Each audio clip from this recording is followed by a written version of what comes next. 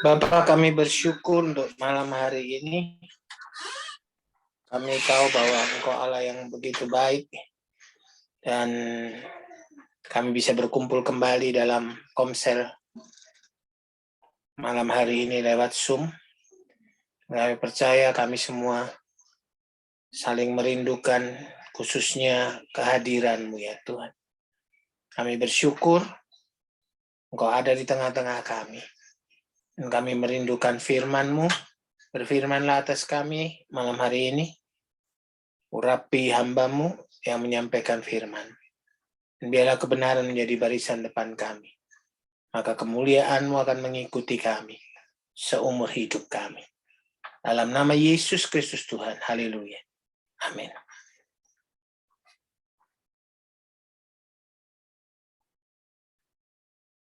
Buka saja.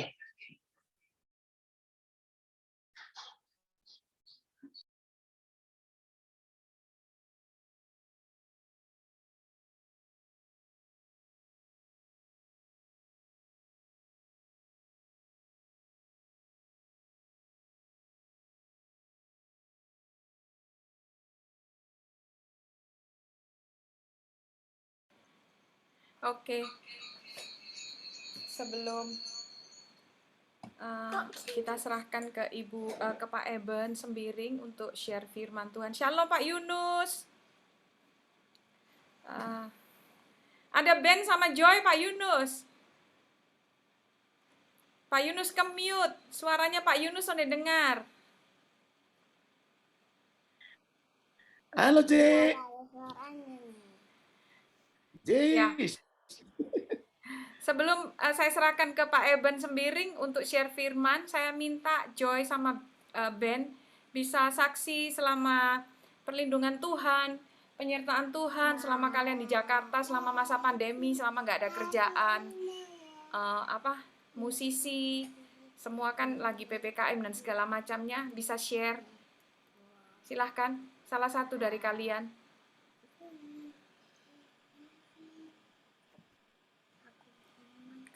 Hang ya? Joy, Ben?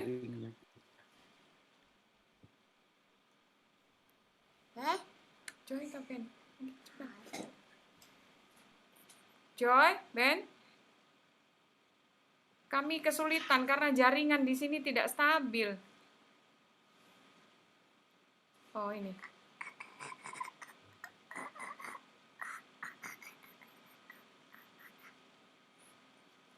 Joy, Ben, sebelum Pak Eben Sembiring sampaikan firman Tuhan, kita mau dengar kalian punya kesaksian selama melewati masa pandemi sebelum dapat job waktu yang lalu, yang jobless yang lalu, bisa di-share salah satu dari kalian. Kenapa wifi di sana bermasalah ya? Masih ke-mute, Ben. Lagi dipindah, benar. Wifi-nya lagi dipindah. Oke, silakan sharing sebentar.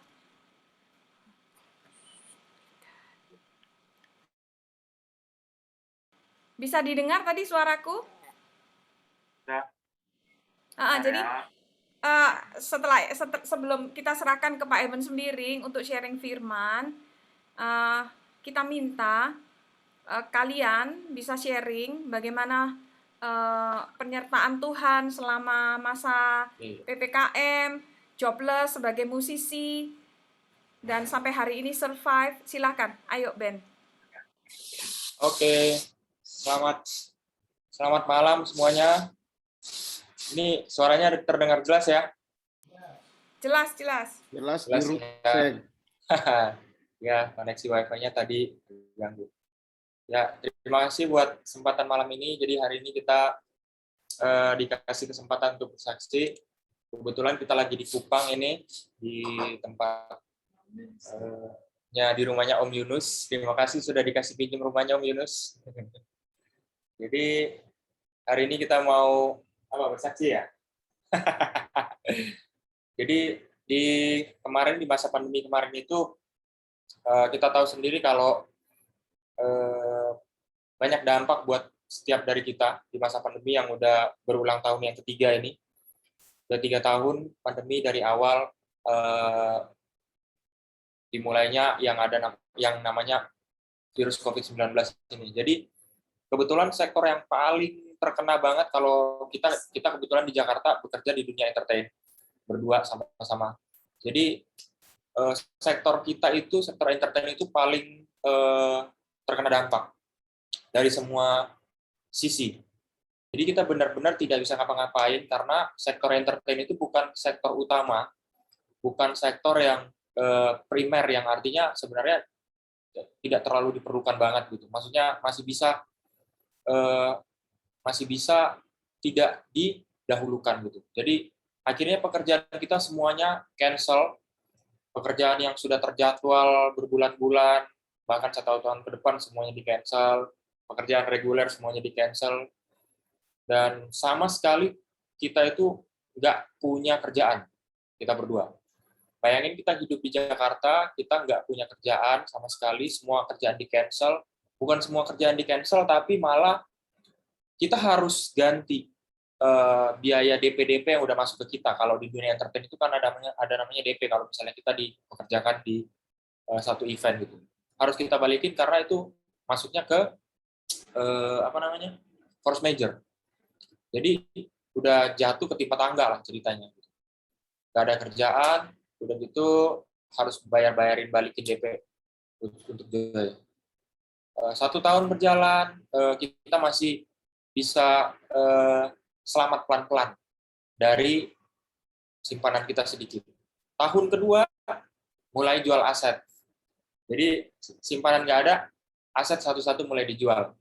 Yang nggak terlalu penting dijual. Masuk tahun ketiga semakin parah. Itu kita bukan cuma nggak bisa jual aset lagi, tapi kita sama sekali mengurangi pengeluaran kita. Pengeluaran dikurangi juga udah nggak bisa lagi. Gitu. Jadi benar-benar luar biasa dampaknya buat kita. Gitu.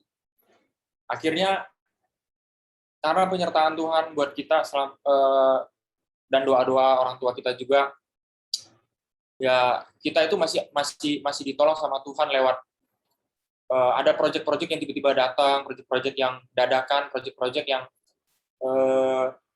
setiap bulannya bisa buat dapur ngebul gitu. Dan terima kasih buat Tuhan juga, pandemi ini membawa kita untuk berpikir lebih jauh untuk gimana caranya membuka lapangan pekerjaan, gimana caranya beralih ke pekerjaan baru gitu. Akhirnya kita dapat potensi baru di pandemi ini. Joy akhirnya bisa masak sendiri, akhirnya bisa mengerjakan pekerjaan yang tadinya tidak bisa dikerjain sama dia. Terus ada bisnis baru. Nah, terus kita ngelamar kerja juga, kayak kemarin aku itu ngelamar kerja ke beberapa perusahaan. Sempat kerja juga di Danone, puji Tuhan, walaupun kontrak gitu. Dan pada akhirnya kemarin setelah berkali-kali melamar pekerjaan di kantor, puji Tuhannya kemarin itu akhirnya diterima di salah satu kantor yang tadinya itu kita udah kelewat, jadwal interviewnya udah kelewat gitu. Tapi akhirnya dipanggil kembali sama perusahaan itu. Padahal sebelumnya udah interview di perusahaan Korea, udah interview di perusahaan ada di Jakarta. Tapi malah justru perusahaan yang kelewat tadi itu balik lagi diterima lagi gitu, dipekerjakan. Dan bersinggungan sama pekerjaan kita yang sekarang gitu. Jadi puji Tuhannya walaupun pandemi yang udah 3 tahun ini, Tuhan masih menyertai kita sampai di titik ini. Dan percayalah buat saudara-saudara, teman-teman yang lain juga, kalau misalnya kita jatuh, pastinya Tuhan tidak akan membiarkan kita sampai tergeletak. Ada aja pertolongan Tuhan pasti buat kita. Itu aja kali ya. Ajak kita menyembah satu lagu, Joy.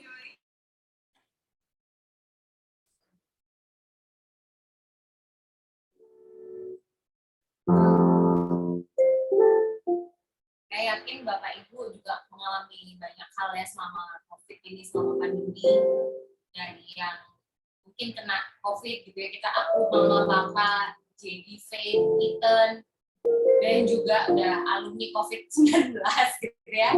Dan rasanya tuh nggak enak, udah kena COVID, nggak kerja juga gitu. Jadi kayak banyak banget kadang kita tuh kepingin putus asa gitu rasanya. Tapi aku nangis bukan karena aku sedih ngeliat hidupku, tapi justru aku bahagia ngeliat gimana Tuhan bawa kami ke sebuah level mengasihi Tuhan yang lebih lagi gitu. Karena keputusan untuk mengenal anak Tuhan itu proses gitu Bapak Ibu. Jadi kalau hari ini mungkin jawaban Tuhan belum ya kepada apa yang kita doakan, mungkin di situ Tuhan lagi nyelamatin kita gitu. Jadi kalau sekarang Bapak Ibu lagi bergumul, lagi dalam banyak hal yang mungkin nggak baik itu keadaannya, percaya bahwa itu mungkin cara Tuhan nyelamatin Bapak Ibu dari hal-hal yang mungkin sebenarnya tidak baik untuk Bapak Ibu. Jadi aku berdoa kalau kami bisa ada di level seperti ini, Bapak Ibu pasti akan jauh di bawah Tuhan untuk mengenal pribadinya, mengenal siapa dia. Jadi kita nyanyiin lagu ini ya.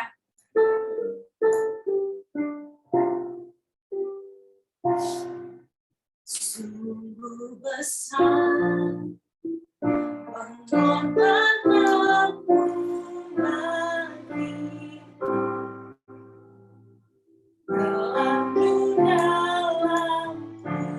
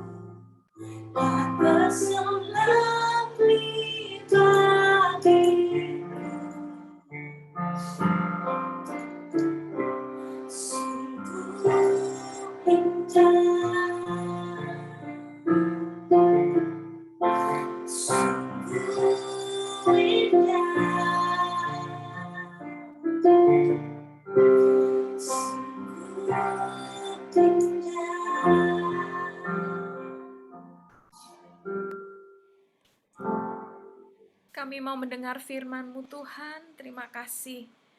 Jika Tuhan pelihara Ben dan Joy, mereka harus menghadapi kesulitan selama COVID. Dan kami tahu Tuhan, hari ini kami menjadi saksi betapa Tuhan melindungi, memberkati, menyertai mereka. Sampai hari ini mereka tidak pernah tidak makan. Sampai hari ini mereka tidak pernah tidak bisa membeli pakaian atau kebutuhan-kebutuhan mereka. Itu semua karena Engkau ya Bapa. Dalam kesulitan Engkau senantiasa ada. Dan apa yang dialami oleh Ben dan Joy, mereka yang paling terpuruk dalam industri berkaitan dengan COVID ini Bapak, karena mereka berada dalam industri yang bukan industri primer, tapi mereka bersaksi bahwa Engkau menyertai. Hal yang sama pasti Engkau kerjakan dalam hidup kami. Kami anak-anak-Mu, kami biji mata-Mu. Mari Bapa berfirman-lah. Kami membutuhkan firman-Mu. Urapi Pak Eben, hamba-Mu ini Tuhan, biarlah apa yang disampaikan oleh hamba-Mu sungguh-sungguh menjadi berkat dan sungguh-sungguh berbicara dalam hidup kami masing-masing, memberi kekuatan dan mengubahkan kami. Dalam nama Tuhan Yesus, kami mengucap syukur dan siap menerima firman. Amin. Monggo Pak Eben, silahkan. Baik, terima kasih Ibu. Apakah suara saya terdengar? Mantap Pak. Oh mantap, puji Tuhan. Karena tadi sempat keluar juga, terlempar, networknya tidak terlalu baik. Tapi puji Tuhan, kalau suaranya terdengar dengan baik. Terima kasih juga untuk kesaksian Ben dan Joy yang sungguh memberkati.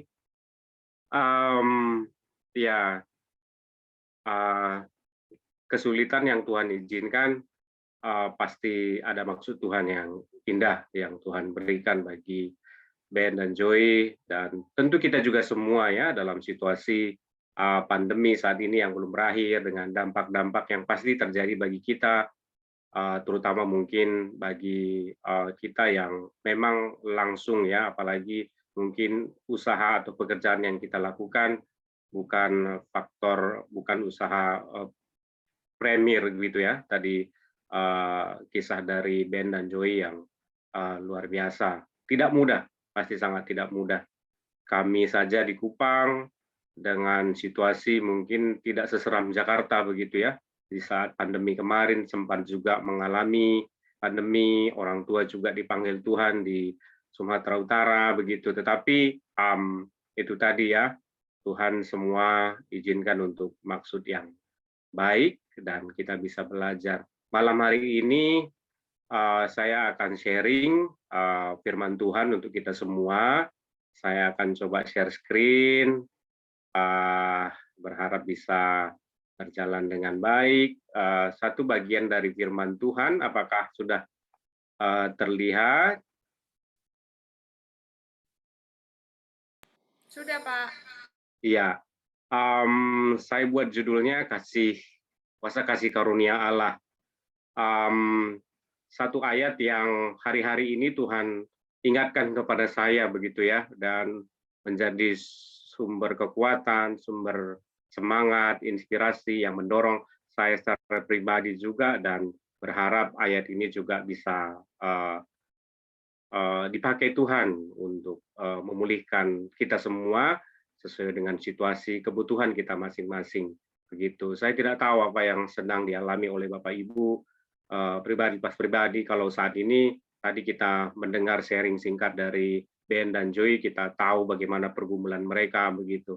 Tetapi setiap kita dengan pergumulan kita masing-masing, pasti Tuhan masih Allah yang sama, memiliki kasih karunia, memiliki kuasa untuk banyak hal yang Tuhan janjikan buat kita. Mari kita baca Efesus 2 ayat 10 ini bersama-sama, mau buka mute atau tidak juga tidak apa-apa, tapi kita perkatakan bersama-sama dan kita berharap firman Tuhan ini bisa menjadi rema dan hidup dalam kehidupan kita.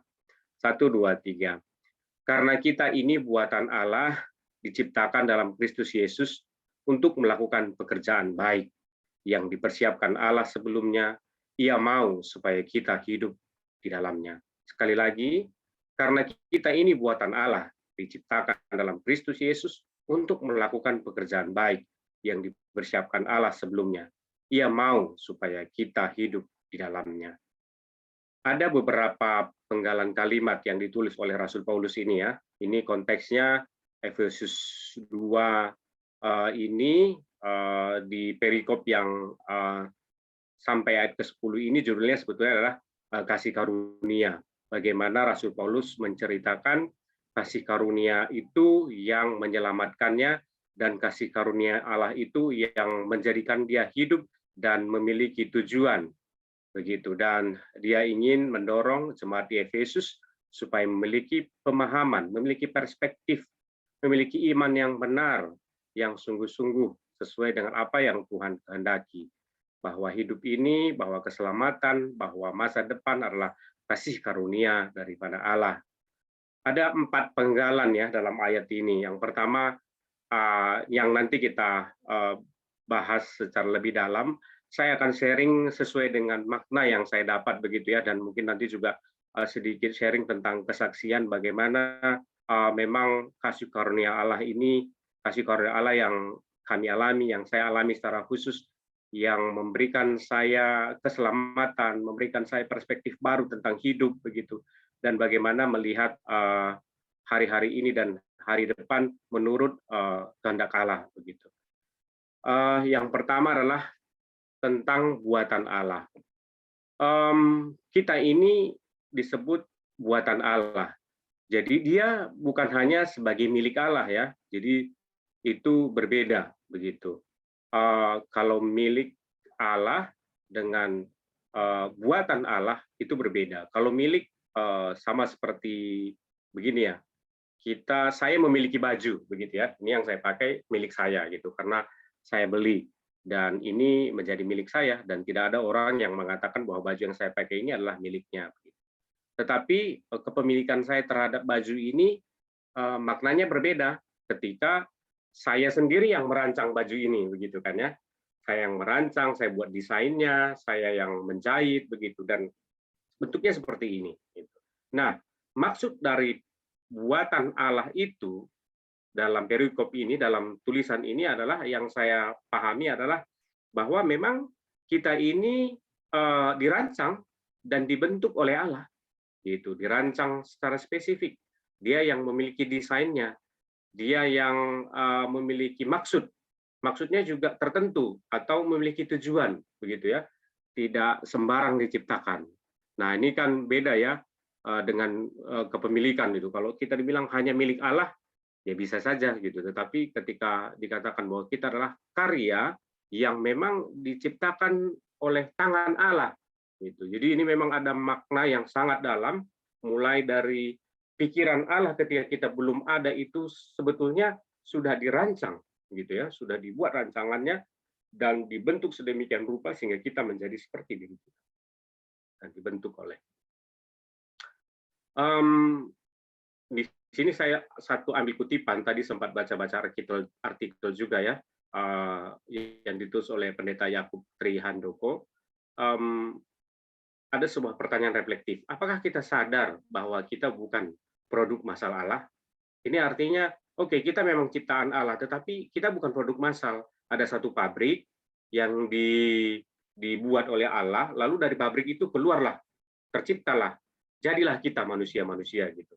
Dan kita ini bukan produk massal gitu. Kita memang produk spesifik, yang khas, yang khusus, yang berbeda dengan yang lain. Sekalipun bentuk alamiah kita, natural kita terlihat manusia sama, tapi pasti secara fisik saja kita bisa melihat tidak ada manusia yang persis betul-betul sama begitu. Dan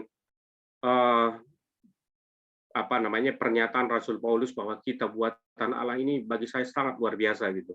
Dan itu menempatkan saya bahwa pemahaman bahwa betapa istimewanya saya gitu ya, betapa hebatnya saya, bukan karena sayanya gitu, tetapi karena Allah yang meng-create, Allah yang menciptakan saya, itu yang menjadi saya hebat karena ada Allah yang bekerja, ya Allah yang menciptakan, bukan karena saya bisanya ya. Lalu lanjutan dari penggalan kutipan yang saya ambil dari Pak Pendeta ini adalah setiap kita merupakan hasil karyanya yang indah. Kita milik Dia. berikutnya diciptakan dalam Kristus. Nah, ini maksudnya adalah kenapa kita dikatakan oleh Rasul Paulus diciptakan dalam Kristus. Ini menggambarkan memang kehidupan orang percaya memang diproses melalui persekutuan dengan kematian dan kebangkitan Kristus. Dengan kita percaya kepada Kristus, kepada karya keselamatan, kepada pengorbanannya, kepada kematiannya dan kebangkitannya, kita bersekutu dengan Dia.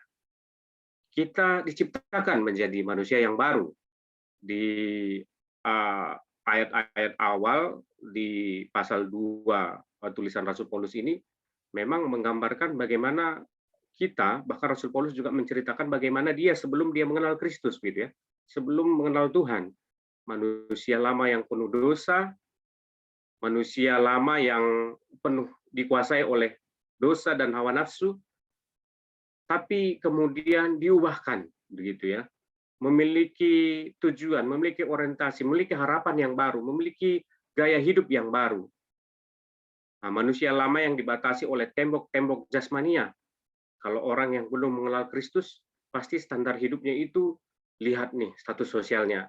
Kira-kira dia punya mobil berapa, gitu ya, jabatannya apa. Nah, kita seringkali terjebak dalam itu, gitu. Dan manusia ini, kalau bukan dalam Tuhan, sangat memungkinkan untuk memiliki perspektif yang salah, sehingga menilai orang lain, menilai diri sendiri dari status sosialnya, dari sukunya, dari rasnya, ini warna kulitnya, rambutnya, dan sebagainya. Lalu kemudian muncul lagi organisasi-organisasi keagamaan yang dipandang sebagai sesuatu yang sangat menentukan dalam kehidupan manusia, menilai manusia itu sendiri. Tetapi tidak demikian ketika orang yang sudah bersekutu dengan Kristus, yang sudah ditebus oleh darah Yesus, memiliki orientasi, cara pandang, iman, spiritualitas yang melihat kedalaman yang luar biasa. Kita ditebus dan dibentuk melalui proses sehingga semakin serupa dengan Kristus. Ini yang dimaksud ya oleh Rasul Paulus, diciptakan di dalam Kristus. Ada satu pemahaman juga yang saya yakini bahwa manusia baru dalam Kristus itu hidup untuk kepentingan kebenaran dan kekekalan. Bapak, Ibu, teman-teman, seringkali kita mendengar ya cerita-cerita, apalagi kalau masuk ke dunia politik begitu ya, dalam dunia real kenyataan di dunia ini, banyak sekali orang punya kepentingan, gitu dibilangnya, dan kepentingan itu kepentingan pribadi, kepentingan kelompok, atau kepentingan-kepentingan yang kadang kita nggak tahu gitu, yang orang sedang pikirkan sebagai motif terdalam kenapa dia bertindak, kenapa dia berpikir, kenapa dia berbuat seperti yang kita lihat. Gitu. Tetapi orang yang diciptakan, orang yang mengenal Kristus, yang sudah diubahkan oleh Kristus, saya meyakini hidupnya hanya untuk kepentingan kebenaran, hanya untuk kepentingan kekekalan, hanya untuk kepentingan nilai-nilai kerajaan Allah. Dan ini sangat mendasar. Ini sangat mendasar dalam kehidupan kita ya. Dan ada kaitannya kepada penggalan yang berikut. Melakukan pekerjaan baik. Apa sih yang dimaksud oleh Tuhan dengan pekerjaan baik ini? Nah, ini perlu juga perspektif kita ya untuk melihatnya. Kenapa Rasul Paulus menempatkan penggalan kata atau kalimat melakukan pekerjaan baik setelah diciptakan dalam Kristus itu, supaya kita memiliki pemahaman bahwa setelah kita diciptakan kembali dalam persekutuan dengan Kristus, kita melakukan perbuatan baik. Ya, artinya perbuatan baik bukan untuk keselamatan, begitu. Tetapi karena kita terlebih dahulu telah diselamatkan, yang tadi ya telah bersekutu dalam Kristus, telah diubahkan, telah diselamatkan dalam persekutuan kita dengan Kristus, baru kemudian kita bekerja atau bertindak, berbuat baik sebagai buah dari keselamatan kita. Nah, ini yang ada kaitannya dari yang sebelumnya ya. Bagaimana tadi dikatakan kita adalah ciptaan Allah, diciptakan dalam Kristus Yesus. Manusia yang diciptakan dalam Kristus Yesus, saya yakin dia akan semakin diperbaharui dan bisa melakukan pekerjaan baik, dan pekerjaan baik itu adalah semakin bebas dari kepentingan-kepentingan ego manusiawi. Dan saya sampai kepada suatu keyakinan bahwa hanya orang yang betul-betul dalam Kristus yang sungguh-sungguh bisa melakukan pekerjaan yang baik. Karena dasar pekerjaan baik itu kan, baik dikatakan baik itu kan memberi dampak kepada orang lain gitu ya. Membawa sesuatu pengaruh kebaikan bagi kehidupan ini, bagi orang lain yang ada di sekitar kita. Bukan untuk diri kita sendiri gitu. Bukan untuk diri kita sendiri. Bukan untuk supaya saya terlihat hebat, bukan supaya sekedar kebutuhan saya terpenuhi, dan lain-lain gitu. Tapi lebih dari itu, standar pekerjaan baik yang Rasul Paulus pesankan lewat ayat ini adalah melebihi kepentingan-kepentingan ego manusiawi kita. Kalau kita bandingkan bagaimana perbuatan baik yang Tuhan Yesus lakukan, dia mati. Dia rela mati begitu ya. Dia rela berkorban untuk keselamatan. Nah, kebebasan dari kepentingan itu sampai sedalam itu. Kebebasan dari kepentingan pribadi kita itu lebih dari itu gitu. Sampai nyawa pun dia akan korbankan. Nah, saya yakin karena itu memang hanya dalam orang yang dalam Kristus, orang yang sudah menerima kebenaran Kristus, diselamatkan oleh Kristus lalu melakukan perbuatan baik. Itu yang sungguh-sungguh dikatakan baik. Saya dulu sangat terganggu ya, dulu waktu kuliah itu kami pernah semacam praktek begitu ya, praktek ke kantor-kantor pemerintah. Lalu kemudian saya dengan teman-teman tiap hari saya berkantor jadi kayak pegawai kelurahan atau pegawai pemerintah begitu ya. Setiap hari kami datang ke sana. Lalu kemudian setelah selesai beberapa saat ada perpisahan, lalu teman saya menulis ya, teman saya ini bukan berlatar belakang Kristiani, tapi mereka adalah latar belakang kaum Kedar gitu ya. Lalu ditulis dalam sebuah sebagai kenang-kenangan ya untuk kantor di mana kami praktek itu, dalam sebuah ukiran kayu begitu tulisan yang ditulis itu. Saya ingat persis kata-kata itu karena bagi saya itu menjadi sebuah pelajaran yang sangat penting dan sampai hari ini saya ingat. Ditulis di situ, jika segala sesuatu dilakukan dengan tulus, maka kita akan mendapatkan pahala gitu. Ditulis di situ. Dalam hati saya langsung bertanya, saya yakin itu dari Tuhan gitu ya. Ben gitu.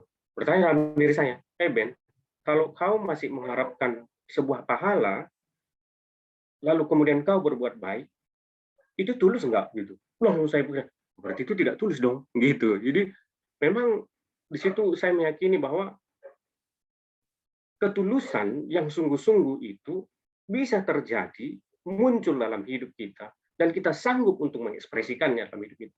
Memang ketika kita betul-betul memahami, mengerti, dan menerima keselamatan dalam Yesus Kristus. Lah kalau tidak, ya masih tetap punya kepentingan gitu.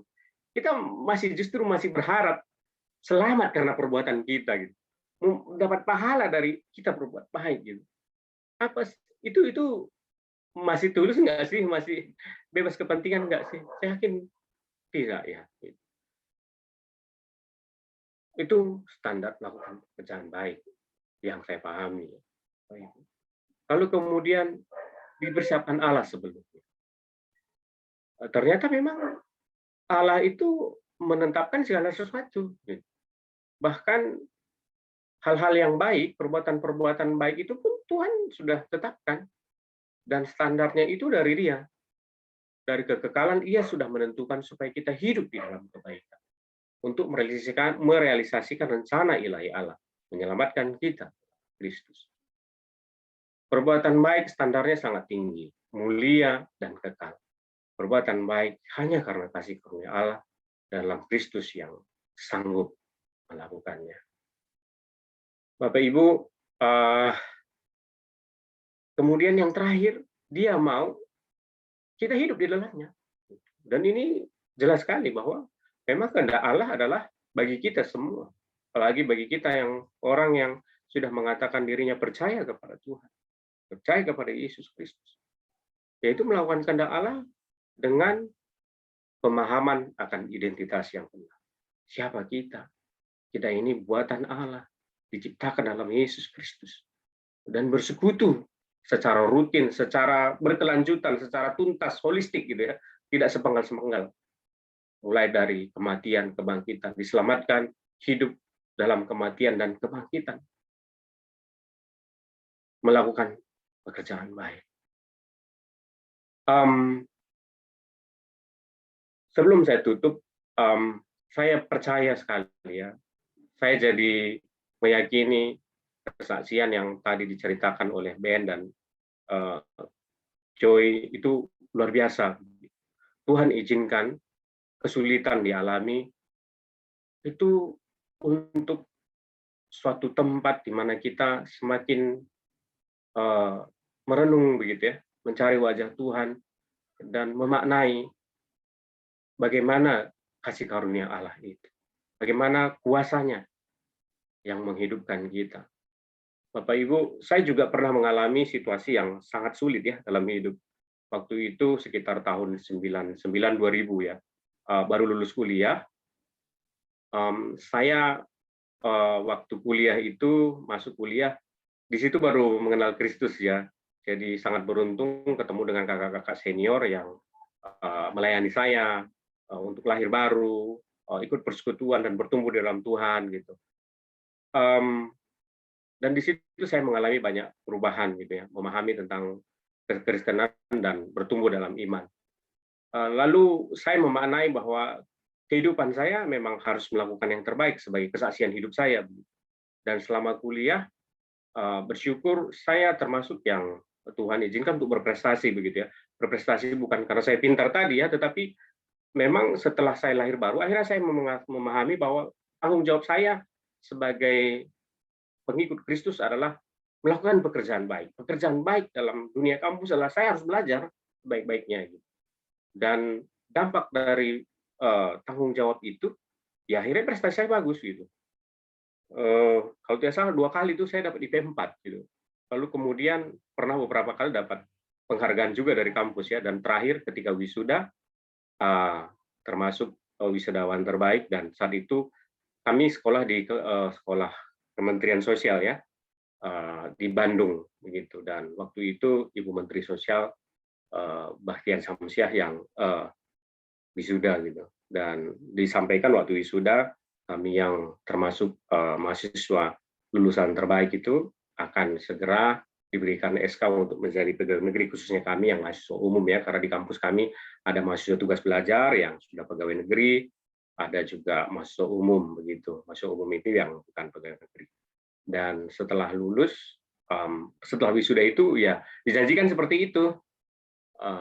Tapi tahukah Bapak Ibu, waktu itu kan zaman kita peralihan ya, zaman reformasi. Presiden kita Soeharto mengundurkan diri, lalu kemudian melalui proses pemilu, akhirnya Pak B.J. Habibie yang mempunyai wakil diganti oleh Pak Gus Dur.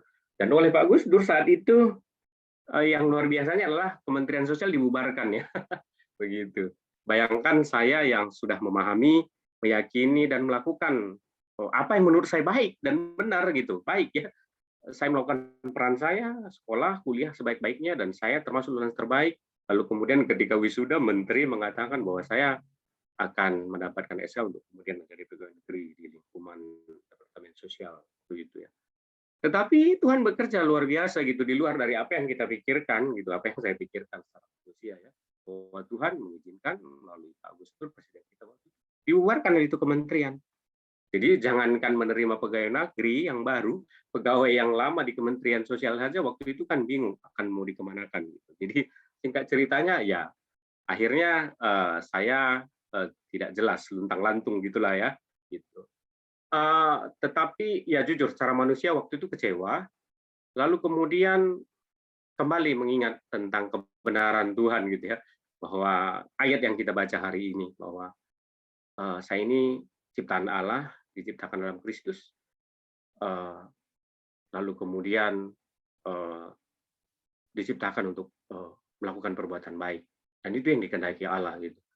Dan waktu itu akhirnya saya meyakini bahwa perspektif saya jadi berubah gitu ya, bahwa saya tidak melihat diri saya dalam situasi itu sebagai korban, sebagai orang yang nasibnya sangat buruk gitu, tapi saya melihat bahwa saya ini sangat istimewa ya gitu, bahwa hidup saya, masa depan saya tidak hanya ditentukan oleh menteri, tidak hanya ditentukan oleh presiden gitu, tapi hidup saya ini ditentukan oleh Allah yang melebihi kuasa dari sebuah negara, sebuah pemerintah yang dipimpin oleh presiden gitu, sebuah hasil dari kerja keras saya sebagai manusia, sebagai orang yang percaya dan sudah bertobat gitu, dan berusaha melakukan yang terbaik yang saya lakukan. Jadi hasil yang saya dapatkan itu bukan itu gitu. Jadi saya sangat bersyukur gitu. Saya yakini itu hanya bisa ada dalam hati dan pikiran saya itu karena kasih Tuhan yang bekerja gitu. Karena kalau secara manusiawi, wah, saya sangat kecewa gitu. Dan setelah itu saya tidak kecewa. Saya sangat malah bersyukur gitu, meyakini bahwa ada yang terbaik yang Tuhan berikan buat saya gitu. Walaupun saat itu saya belum melihat, walaupun saat itu saya kecewa gitu secara manusia, dan mungkin orang lain juga merasa, wih kasihan sekali nasib kawan ini gitu ya. Tetapi tidak seperti itu dalam mata Tuhan, dan saya juga melihat itu. Dan puji Tuhan sampai hari ini memang Tuhan tidak izinkan saya untuk menjadi seorang pegawai negeri, tetapi puji Tuhan, Tuhan pelihara gitu ya. Tuhan pelihara, Tuhan memberikan, ada ternyata maksud Tuhan yang lain buat saya, dan itulah yang saya temukan dan sampai hari ini saya lakukan, dan saya bersyukur untuk itu, bahwa Tuhan memberikan yang Dia janjikan begitu ya, memberikan apa yang terbaik buat saya, bukan karena pikiran saya, bukan karena pikiran manusia, bukan karena struktur pemerintahan yang hebat gitu ya, tapi ya karena Allah yang luar biasa. Bapak Ibu, hari ini kita sudah mendengar kesaksian tadi ya dari Ben dan Joy, lalu kesaksian saya juga dalam situasi yang memang waktu itu sangat tidak mudah begitu. Tetapi demikian juga ya Bapak Ibu semua, baik yang hadir di ruang Zoom ini maupun ikut juga secara online di Facebook. Mari, apapun situasi sulit yang alami hari-hari ini, Allah tetap memiliki kasih karunia. Dan kasih karunia Allah itu berkuasa. Kuasa yang pertama adalah memberikan kita identitas baru, identitas yang sangat mulia. Kita ini bukan hanya diri kita, seperti yang terlihat dengan kulit kita, tinggi badan kita, bahkan mungkin dengan prestasi-prestasi kita, bahkan juga mungkin dengan warisan-warisan lain yang kita dapatkan dari nenek moyang kita, dari lingkungan-lingkungan, label-label yang diberikan kepada kita. Tapi kita ini adalah ciptaan baru dalam Allah. Diselamatkan dalam karya penebusan Tuhan Yesus Kristus, yang tidak hanya hidup untuk kepentingan manusiawi kita, untuk tujuan-tujuan manusiawi, tapi untuk tujuan-tujuan yang mulia, tujuan-tujuan kekekalan yang luar biasa. Dan kita dikehendaki untuk melakukan perbuatan baik. Keadaan bisa saja sangat menakutkan, sangat mengkhawatirkan, bahkan mungkin kita juga kadang bertanya di mana kasih karunia Allah. Tetapi yakinlah bahwa Allah yang tetap sama, Allah yang setia, Allah yang mengasihi kita. Dia merancangkan kita untuk maksud yang mulia. Dan mari kita terus berdoa, membangun hubungan dengan Tuhan, menemukan itu kembali. Tuhan pasti menolong kita, menjadikan kita anak-anaknya yang dipenuhi oleh kuasa, memberi dampak yang positif di tengah-tengah dunia yang ketakutan, tengah-tengah dunia yang kekhawatiran, di tengah-tengah dunia yang sepertinya kehilangan masa depan. Tapi justru karena kasih Allah itu, kasih karunia Allah itu, mari kita melihat hari depan kita, masa depan kita dengan cara pandang ilahi, dan kita bisa memberi dampak bagi orang-orang dunia di sekitar kita. Demikian yang bisa saya sharingkan. Tuhan memberkati. Saya serahkan ke Ibu Gembala atau Bapak Gembala yang mungkin bisa menyampaikan hal-hal yang lain yang memberikan kita kekayaan pemaknaan lebih dalam dari ayat maupun kesaksian yang kita sudah bagikan. Tuhan memberkati. Terima kasih Pak Eben. Mohon maaf Bapak Ibu, ini saya terpaksa mematikan kamera, saya sambil jaga cucu tertidur. Terima kasih sekali Pak Eben. Pak Nyoman mau tambahkan sesuatu?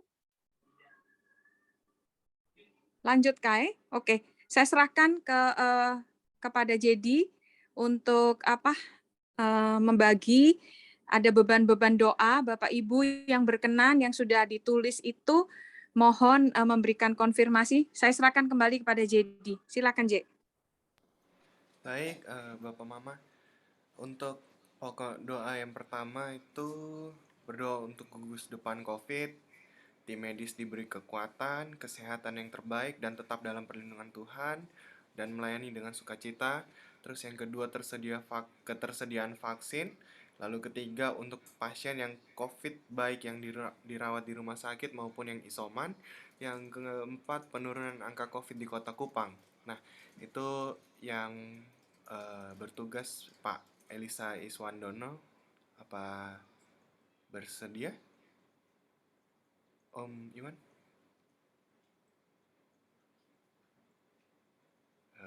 Halo? Iya, Oke. Baik, untuk suaranya kurang jelas. Om Iwan nanti doa yang pokok doa pertama.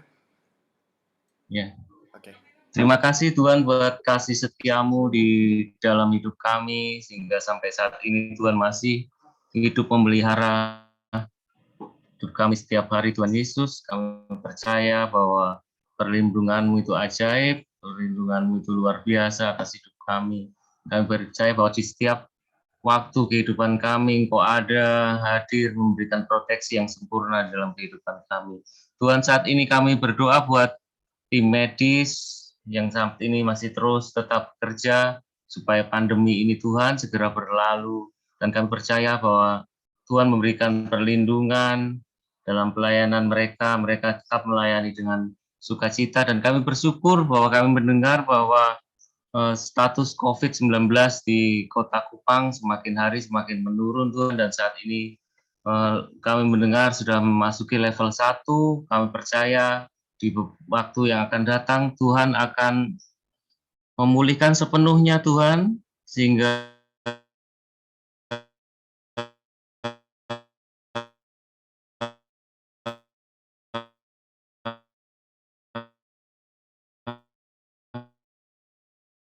tidak ada lagi bahaya di negara kami. Kami percaya kami vaksin COVID-19 dan Tuhan memberikan kelancaran dalam distribusi, Tuhan yang menolong dalam pendanaan. Kami tahu bahwa negara ini sedang kesulitan secara ekonomi, tetapi Tuhan yang berkarya sehingga vaksin akan terus tersedia, dan masyarakat juga terus menerima vaksin hingga nanti Tuhan kami percaya bahwa COVID-19 akan hilang, dan kami percaya Tuhan Yesus akan penyertaan-Mu untuk COVID, baik yang derita pasien, baik yang dirawat di rumah sakit maupun yang lagi isolasi mandiri. Tuhan, kami berdoa supaya tidak ada lagi angka kematian Tuhan buat COVID-19.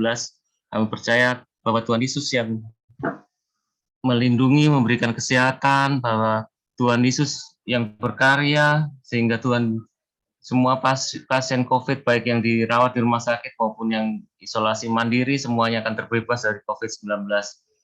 Kami percaya bahwa penurunan angka COVID-19 di Kota Kupang tidak akan berhenti sampai di sini, tapi sampai terus kami terlepas dari bahaya COVID.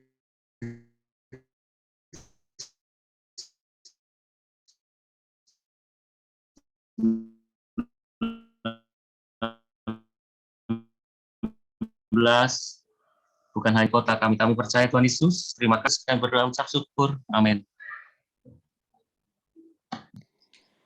Kemudian dilanjutkan oleh Ibu Dianita untuk pokok doa kedua, yaitu berdoa untuk jemaat dan pembangunan gereja, untuk jemaat yaitu jemaat yang dalam keadaan sakit, kemudian perlindungan Tuhan untuk jemaat dalam pekerjaan. Lalu pokok doa ketiga, doa untuk ibadah hari Minggu, tim yang melayani untuk ibadah, terus Tuhan tambahkan bilangan tim yang melayani di semua divisi pelayanan yang ada, lalu ibadah Rockets dan Roket, Tuhan tambahkan jiwa baru. Itu yang bertugas Ibu Cewi, apakah bersedia? Ibu Dianita dan Ibu Cewi. Ibu Dianita dan Ibu Cewi, apakah bersedia untuk pokok Ya, doa masing-masing?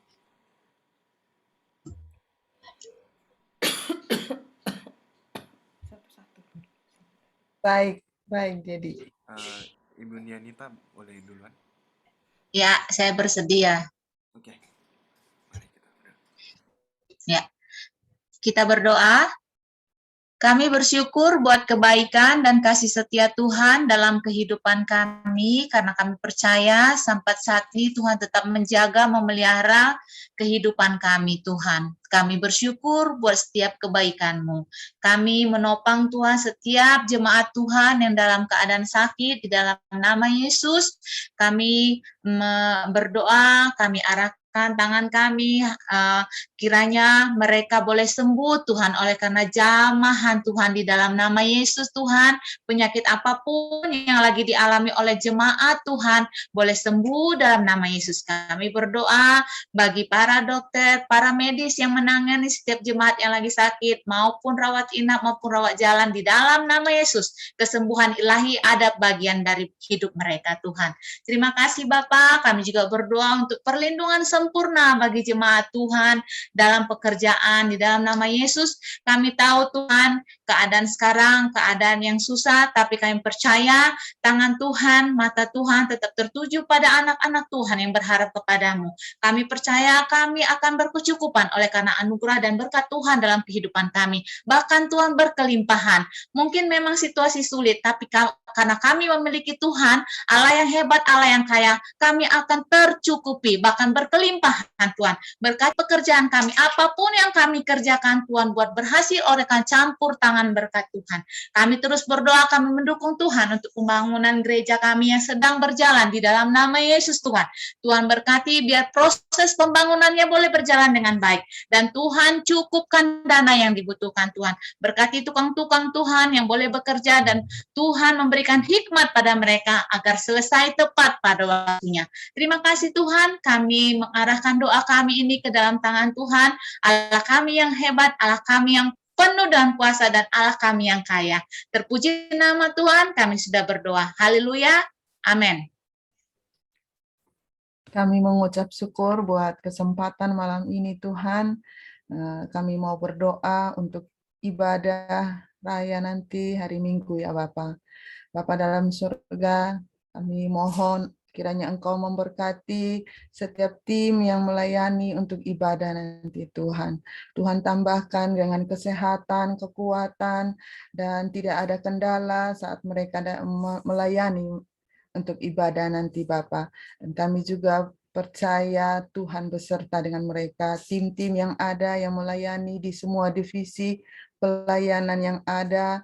Tuhan tambahkan juga bilangan-bilangan atau anak-anak yang mau melayani di semua divisi pelayanan yang ada ya Bapak.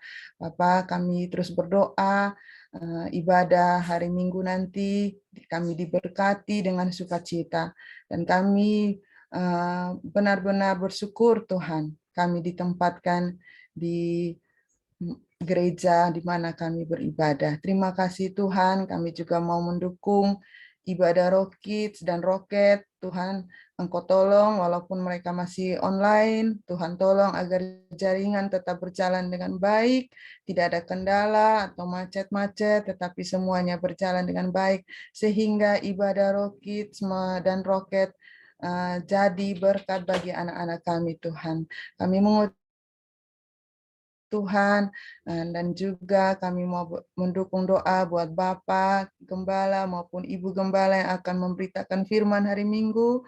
Tuhan memberkati mereka dengan kekuatan, kesehatan, dan kasih Tuhan tidak pernah meninggalkan kami semua. Terima kasih Tuhan, kami bersyukur untuk malam hari ini. Terpujilah nama Tuhan.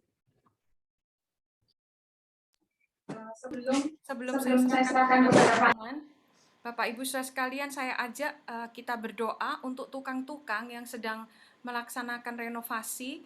Sempat ada salah satu tukang yang dari PUPR itu, mereka lagi ngerjakan kanopi-kanopi di lantai 3, lantai 2. Ada yang jatuh tapi puji Tuhan selamat, tidak sampai ada yang celaka. Tapi kita terus dukung mereka dalam doa supaya pengerjaan ini sampai tuntas, semuanya beres, tidak ada kecelakaan apapun ya. Mari kita berdoa. Bapa, kami menyerahkan para tukang yang sedang mengerjakan gedung gereja kami maupun gedung menara doa kami ya Bapa. Kami mengucap syukur perlindungan kuasa darah Yesus sempurna atas mereka. Tuhan, biarlah sepanjang mereka mengerjakan gedung ibadah di mana kami bertemu dengan Engkau, menikmati hadirat-Mu Bapa, maupun juga 3 lantai dari menara doa yang biasa digunakan untuk anak-anak Rock Kids beribadah. Kami serahkan mereka dalam tangan-Mu dan kami percaya perlindungan kuasa darah Yesus sempurna atas mereka. Bapa, biarlah mereka juga merasakan berkat-Mu, hadirat-Mu selama mereka bekerja. Biarlah mereka merasakan sukacita, biarlah mereka merasakan damai sejahtera. Kami berdoa untuk keselamatan mereka, bukan hanya keselamatan fisik, tapi berikan mereka kasih karunia untuk mengenal Engkau ya Tuhan Yesus. Seperti kami mengenal Engkau Tuhan, dan biarlah mereka juga masuk dalam bilangan menjadi anak-anak-Mu, orang-orang yang diselamatkan, orang-orang yang diberkati, orang-orang yang mendapat kasih karunia. Terima kasih Bapa, kami percaya Engkau juga kami juga berdoa untuk PUPR Tuhan, berkati instansi ini, berkati departemen ini Tuhan, berkati Kementerian Pekerjaan Umum yang sudah menjadi saluran berkat tangan-Mu Tuhan, sehingga kami bisa menikmati renovasi dari menara doa yang kena seroja. Tuhan, kami mengucap syukur Bapa, Engkau memberkati semua pejabat yang terkait, khususnya Engkau memberkati Ibu Ceni yang Tuhan sudah pakai untuk menjadi penghubung antara kami dengan orang-orang ini. Terima kasih ya Bapa, Engkau memberkati semua orang yang terlibat. Kami juga khusus berdoa untuk keluarga Pak Yapri Tuhan, juga dengan khususnya Ibu Justin Tuhan. Engkau memberkati dia, melindungi mereka Tuhan. Mamanya Ibu Justin biarlah sehat, kuat, dan dipulihkan. Dan dalam keadaan kedukaan Tuhan, Engkau membuat mama dari Ibu Justin ini, Ibu Lydia Lai ini Tuhan sungguh-sungguh mengalami jamahan-Mu Tuhan dan menjadi kuat. Engkau adalah pelindung bagi para janda dan bapa bagi anak yatim. Tuhan, kami serahkan keluarga ini dalam tangan-Mu, penghiburan dari kuasa Roh Kudus, penghiburan dari Roh Kudus sendiri yang menguatkan mereka. Terima kasih ya Bapa, kami serahkan doa kami ini hanya di dalam nama Tuhan Yesus Kristus. Silahkan Pak Nyoman. Bapak, kami menyerahkan sebelum kami tutup ibadah ini, kami juga membutuhkan tukang-tukang untuk mengerjakan pemasangan keramik ya Tuhan, dan biayanya sekitar 25 juta. Kami serahkan dalam tangan-Mu. Kami percaya timur, barat, selatan, utara tidak akan pernah kekurangan untuk bisa memberkati kami. Dan hamba percaya Engkau punya saluran dan punya cara untuk memberkati kami, sehingga tuntas pemasangan keramik nantinya, dan tuntas semua pekerjaan yang ada untuk gereja ini Tuhan. Terima kasih Bapak. Kami bersyukur dan semua doa yang kami sudah naikkan, sempurnakan ya Tuhan. Dan biarlah berkat daripada Bapa di surga, penyertaan daripada Yesus Kristus Tuhan, dan perlindungan daripada Roh Kudus-Mu menyertai kami sepanjang hari ini, minggu ini, bulan ini, bahkan tahun ini, bahkan sampai selama-lamanya. Dalam nama Yesus Kristus Tuhan. Haleluya. Amin. Amin. Amin. Amin. Amin. Haleluya.